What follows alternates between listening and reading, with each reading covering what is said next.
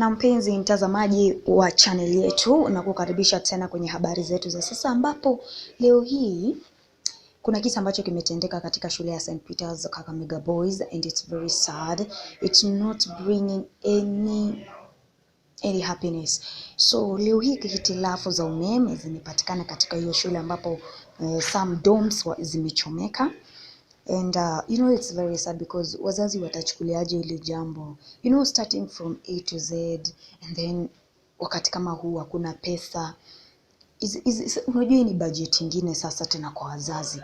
Unaweza pata hata mzazi alikuwa amemalizana, maybe saizi ana plan tu kulipia some things, some stuff for the students, but saizi tena apigiwe, mom, dad, domu imechomeka, vitu zote zimechomeka, you are starting from A. Unajua hata hataki inaweza shika wazazi.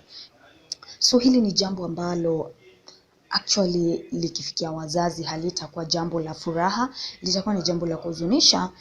Na ukiangalia students wamesimama tu hapo, they are just looking at the dome venye imechomeka. Hakuna kitu wanaweza fanya because they said ni umeme ndio hiyo kuchomeka ilisababishwa na umeme. So it's very sad. It's actually ni asubuhi sana kwanza kupata visa kama hivyo. Wewe unaamka tu na simu ya mtoto wako kutoka shule, unashtukia tu umeambiwa kujia mtoto wako, alafu ukirudi you're starting from A. You say, you kuanza from A ndio something that is not bringing happiness. So naenda kuwekea hii video ambayo mtaiangalia.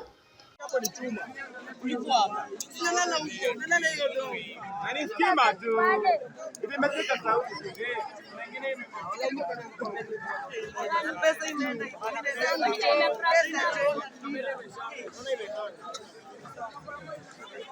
Stima.